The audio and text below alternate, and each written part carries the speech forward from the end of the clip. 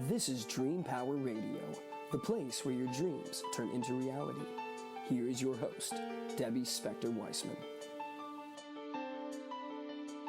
Hello, hello, hello, and welcome to Dream Power Radio on the amazing Women and Men of Power Network, the world's leading positive programming network powered by Raven International. I'm your host, Debbie Spector-Weissman, the Dream Coach. This is a show where we talk about dreams, both daytime and nighttime dreams, and how you can use them to make the internal shift to a life you love and rediscover the truth of who you really are. How would you like to travel to faraway lands without leaving your house? What would it be like to eat an entire cheesecake without gaining a single ounce, or walk through walls with ease? Impossible, you say? Well, in your waking life, perhaps. But all this and more is possible in the nighttime fantasies that can play out in your dreaming mind. We're going to explore all this and how you can program your sleeping mind through lucid dreaming with my guest, Ian Jaydid. Ian is an artist, author, and public speaker, and his experiences in lucid dreaming have fueled his exploration of the nature of mind, consciousness, and reality. Welcome to Dream Power Radio, Ian. Thank you, Debbie. Thanks for having me. Oh, it's my pleasure. Ian, I understand that you discovered lucid dreaming when you were 19. Did you know it was happening at the time, and how'd you react to it?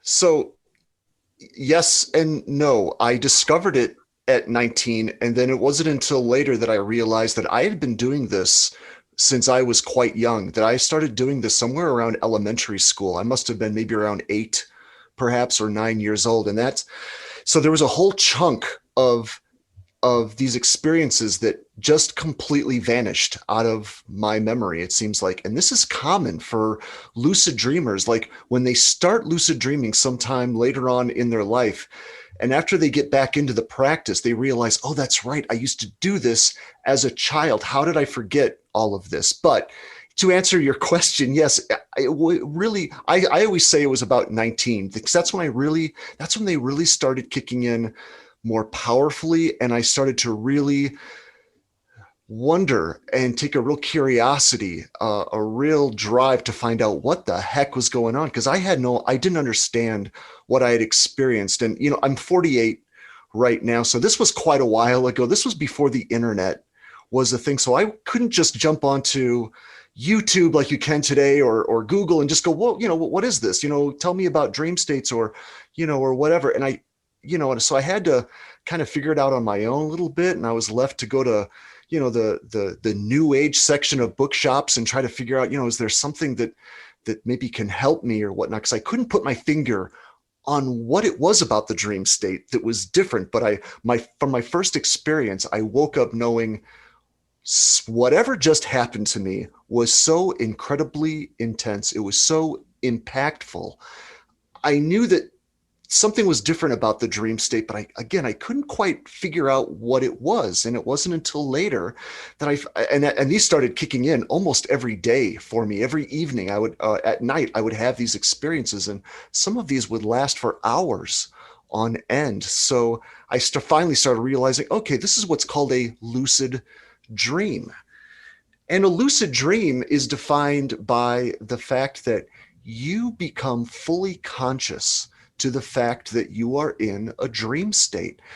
And that's a very strange thing, because it's something we never really consider, because we never stop and question the narrative that we are handed in our daily life or in our night life. And by that, by our narrative, I mean our dream story, the dream story that is playing out. We never stop and go, wait a minute, this is impossible. None of this is right. So when you have lucid dreams, do you tell yourself before you go to bed, I want to go here in my dream, or what do you do?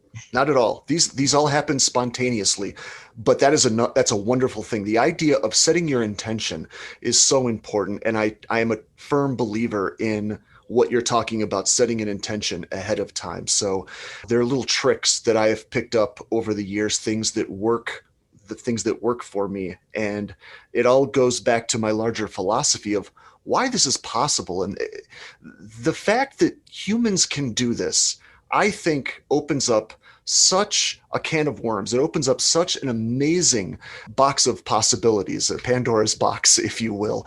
And it really comes down to, like I said, it comes down to becoming familiar with the practice of stopping throughout the day, even your daily life, and saying, what is real for me right now? Where am I? How did I get to be here right now? This is what I'm talking about when I say, question your narrative. And I say this a lot on my shows, question your narrative. And that means to get into the practice throughout the day. How did I get to be right here? How do I know right now that I'm not dreaming?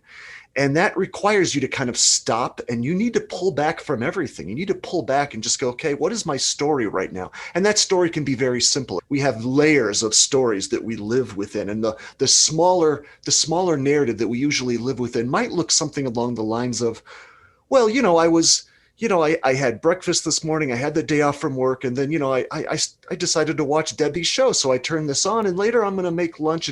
You just have this little story that's running in your head that keeps everything in a context, and you never question that context. That's why you never question the context in your dream life.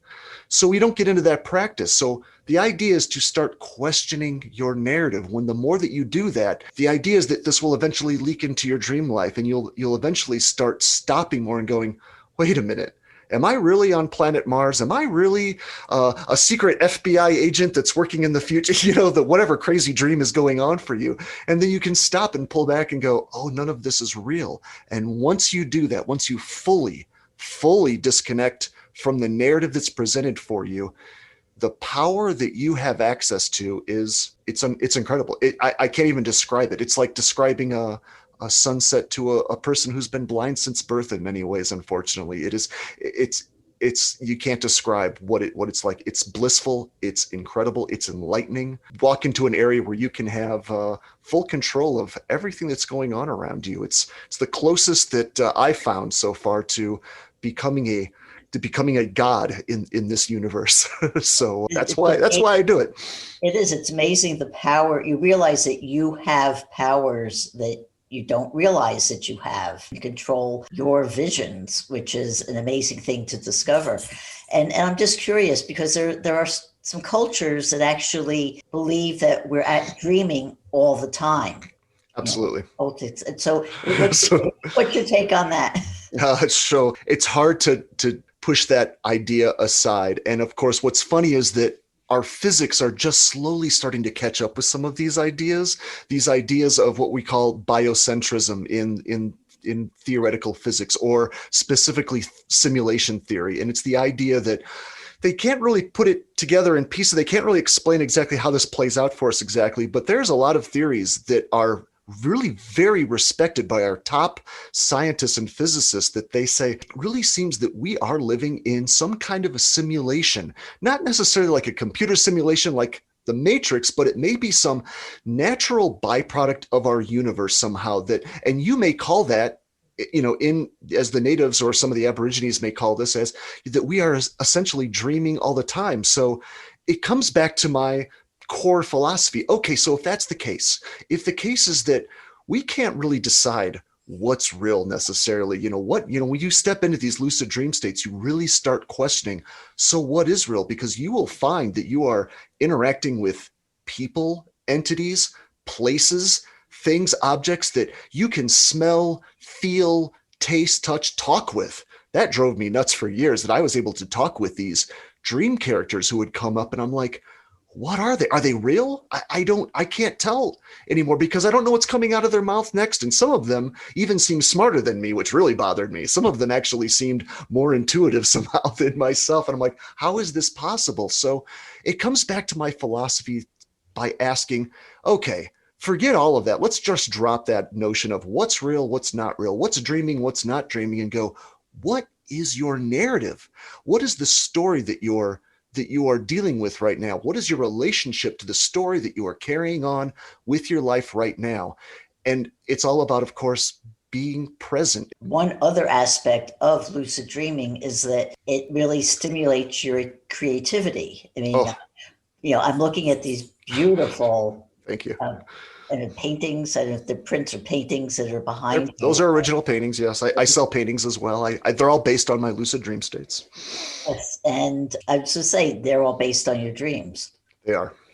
They They are. are. They're all inspired by my dreams. And so when you step into a lucid state, once you drop the full narrative, and I can't stress that enough because it's so important that when you drop all of the stories. But I'm going to give you a quick example. Once somebody came to me back a few weeks ago, they said, I had this really intense dream. It was so real, but I didn't feel like I had full control of it, but there was no story. I wasn't connected to any narrative that was going on. I said, well, okay, well, explain to me what exactly was going on. The guy says, well, I found myself in a train station, and people were just moving around, and I was just kind of observing what was going on. And, and then I kind of noticed there's this guy who with this piece of luggage, and he's trying to put his luggage onto this rack where the luggage would be hauled onto the train. And I'm realizing that his luggage is it's too big and it's not really going to fit into that spot. And I was just kind of realizing, oh, that's not really going to fit there. And I just was noticing this. And I said, that's it.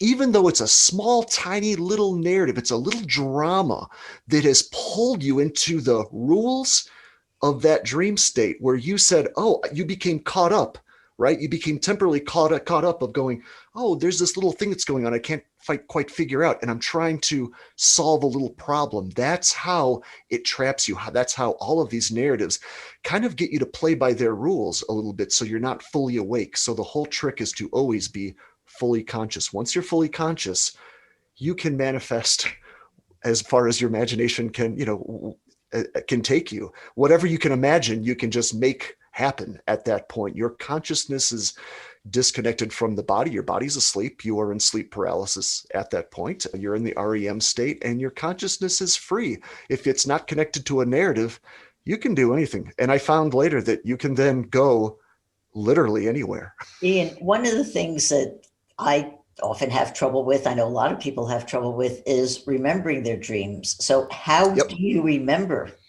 all of these intense experiences? So that's not an issue with lucid dreaming, is what I would tell you. If you become lucid, I would almost guarantee that you're going to remember them. If in the rare cases, I have heard a couple of people claim that they have been having lucid dreams and they can't somehow quite remember them. And all I can tell you is that your mind is still slightly being put to sleep by some narrative in that state. That's the real trick. So it's not about remembering your dream as much as it is training yourself to deal with the narrative. And this is what I truly recommend throughout the day. And you can do this perhaps if you really want to get into this practice. Do this, set an alarm, and do this maybe once every couple hours. Have a bell go off, have your phone go off, something like that. And every couple of hours, this is what you do. You lift your hand up in front of your face and you stare at it. You hold your gaze to your hand and you ask that same question that I've been talking about. What is my story right now? How did I get to be right here? What brought me to this circumstance, this place right here where I'm at right now? How did I get here? Who am I? What is my story? And you just hold your attention to your hand. And that's going to have, first of all, it's going to start helping you to really start questioning all of the drama that's going on with you internally in your internal dialogue throughout the day. So this has huge benefits for you psychologically. I can't even begin to talk about all the benefits this has for you psychologically, to be able to disconnect from your internal narrative whenever you choose to. But hopefully this will eventually leak into your dream state, so that even if you start suspecting, like, what, something's weird here, something's odd here, I don't think that something's going on in my environment that doesn't quite make sense, hopefully you're going to get into the habit of lifting your hand up in front of your face like you've been practicing. Here's the trick. When you do that in your dream state, there is a universal quality for us humans, and there's a reason for this that we can go into, but there's a universal quality that whatever you hold your attention to for too long in a dream state, that object will shapeshift in some manner. we're not domesticated, to put it shortly, to summarize the whole thing. We're not domesticated to the dream world, to these other worlds. We're domesticated to this world. We've spent years and years building narratives and stories that have focused us since we have been born into this world. We have had all these things implemented onto us so that we are focused for this state. So when we step into a dream world, we need to realign ourselves. We need to refocus ourselves. So you'll find that whatever you hold your attention to, it will shapeshift. I say use your hand because there's another weird thing, that your hands are always there in your dream state, because your hands are our main, these are our main tools that we use to manipulate. So this would work for anyone who's using any other kind of instruments to manipulate their daily world.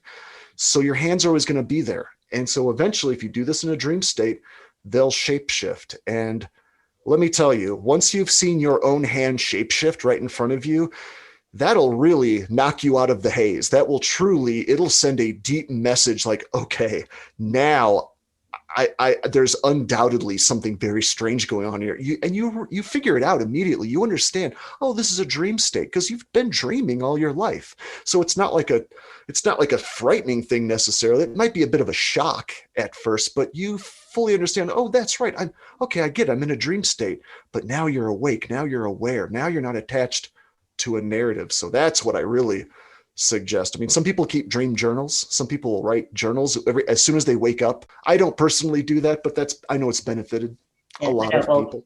Yeah, I'm a big advocate of dream journals. Sure. And, we've got so much information here that I'll have to think about it, but it's time for a break. So we have some time to think about it. All right. We're talking about lucid dreaming with Ian Jaydid, and we'll be right back. What do Thomas Jefferson, Elias Howe, and Paul McCartney have in common? They all understood the value of dreams, and as a result, the ideas, inventions, and creations from their dreams affect us to this day. What great ideas are you leaving on your pillow at night? Sign up for a complimentary consultation at my website, thedreamcoach.net, and discover why your dreams are a terrible thing to waste. Welcome back to Dream Power Radio with your host, Debbie Spector-Weissman. Yes, welcome back to Dream Power Radio. I'm your host, Debbie Spector-Weissman, and we're speaking about lucid dreaming with Ian Jaydid. Ian, I have to tell you though, I've spoken with other lucid dreamers, and they say that a lot of the time it really takes a lot of effort to get into this state. So you think maybe some people just aren't cut out for lucid dreaming? It's not for everybody? Yes and no. It all depends on how dedicated you are to your stories. And that's a tough thing to say. Like, what is it that makes someone dedicated to their daily story? I mean, again, and when I say your daily story, I do mean, your personal identity, as well as what it is, how you identify yourself, how you see yourself in the story of your life. Like, if so many people see their lives as kind of like a movie playing out, and they are the main character, they are the hero of that story, and they are fighting the good fight, going through that job or the career, and there's all this drama going on, and I'm not saying that any of that isn't real. I'm not saying that it's not actually happening, but it's all about your relationship to how you deal with that story internally. So it seems to me that it has a lot to do with your connection to that. Are you willing to step back from that and just let it be? Are you willing to just be present and let those things, all those realities, those other dramas and all the stories that are going on, just let them be for a while? Because if you can set them aside, and this really comes down to how controlling you are, if you are a very controlling person who needs to constantly solving problems, and that's how some people seem to, well, they would say that that's how they're made, but that's also another story, isn't it? Well, that's just how I'm built. I hear that a lot. Like, well, I can't help it. That's just how I was born. I'm just always thinking, and I'm always problem solving, and I just can't help it. If you're dedicated to that, I would say that you're going to have a real hard time with this, because it comes all down to your relationship with your stories. If you are unwilling to drop the story that you're presented with in the moment, you'll never wake up to them in the dream state either. It does take a lot of work to get past that. It's what we were we've been very much brainwashed since birth that we should be dedicated to our stories. We should be, we are the heroes of our stories, and we should be winning life. So, But even just looking at dreams, period, forget lucid dreaming, just dreaming in general. How many people just say, oh, they don't mean anything. They're just, brain electricity and don't mean anything. And refuse to see that there's a whole other world out there that, it is theirs for the taking if they want it. But you're saying that if you are willing to, drop your stories and you are very interested in it, this is something that you can develop. Anyone can, because the reality is that the truth is that I don't think there's no physical thing that's locking any of us to our stories. There is no it's not like some person's brain is just wired in a certain way. I would say that everyone's consciousness is already free from all of the activity of the mind. We are the ones that continually make that connection between our awareness and what's going on with our internal dialogue. We are the ones that continually keep making that connection. So it's not about effort as much as it's about stop. It's kind of what Yoda says in the Star Wars movies. You have to unlearn what you have learned. And so there's the effort. So it's not the kind of effort that you would normally think of, like, I have to pick up a new technique, I have to pick up a new skill. It's more that I have to drop some of the habits that I've been running through my entire life. And that can be tough for people, because we cling to a lot of these, and a lot of it comes down to control. That's really what it is. There's a reason the mind loves a narrative. A narrative it's like when you tell the story of what you did today. If I asked you, so what did you do today? And you say, well, I got up in the morning and I took a shower and then I made breakfast and da. You are leaving out billions of pieces of information. You are isolating. You see what I'm saying? You are narrating and isolating and editing all kinds of information out so that you have this nice, linear, streamlined version of reality. So that's control right there. That's how the brain keeps everything in control. And so some people are dedicated to that control. We abhor chaos. We abhor chaos, so that we are constantly looking for an isolated, edited version of our reality instead, right? So much of the work is going to come down to releasing that, and to being comfortable with a little bit more comfortable with chaos, you might say. You've already talked about using your hands in the daytime to be able to see them at night. Program yourself to understand, lucid dreaming, and you talk about letting go of our stories and everything. Any other advice you have for people who are really saying, I want to learn how to lucid dream? If you can get to that point, I would say that if you can get to that point where you can send that signal to yourself, like, I should look at my hand. I mean, it's such a simple signal. If you can do that in a dream state, you have jumped over the first giant hurdle. The next trick after that is not to start wrapping another story around that, because many people are like, okay, so now what? Now I want another narrative. I want another story. The trick at that point is to learn how to refocus yourself, because you have to realign your attention to that dream state. So when I do this in a dream state, once my hand shapeshifts, what I will do then is I kind of have to realign my attention to the dream world then. And so sometimes what I'll do is I'll go back and forth from hand to hand, or if there's other objects around me. It's like sometimes you'll wake up in a dream and, the environment that you have, the dream that you've been playing out, that environment might still be around you when you wake up, when you become lucid. So, if you're on planet X, planet X may still be there. So you may be able to look around, start holding your attention to something. Once it starts to shapeshift, and you'll sense it, that you'll lose focus of the items around you, then you immediately move your attention to something else. Like I'll move my attention then back to my hand and go, okay, and just try to hold your attention for a while. And then once my hand starts to shapeshift again, then you move it again to something else. And each time you move your attention, you'll feel this internal, it's like you're focusing your attention like a laser beam in so many ways. You are retraining yourself how to focus in the dream world. So the more that you do this, it's like you are learning how to stay in this world, so that it's a cohesive environment. And so with a little bit of practice, with a little bit of doing these tricks, with looking at objects, holding your attention to them, letting them shapeshift and then moving your attention to something else, it's like muscle training a little bit. It's like weight training, I suppose, in some ways, that you get a little bit of training with this, and then you'll find that you can stay in these states longer and longer. I happen to be very adapted to this, so I jumped into this head first immediately, and within a few months of when this kicked in, I was able to stay in these states for sometimes hours at a time, in fully realized states where I could go explore and go, interact with, other characters in it and try to figure out, well, what's going on? Is this another aspect of my subconscious? Well, let's go talk to them. Let's see what's going on. What else can I do? Can I manifest, can I manifest whatever I want? You can start playing in that world, but you've got to get your feet, you got to get the ground underneath your feet first with your attention.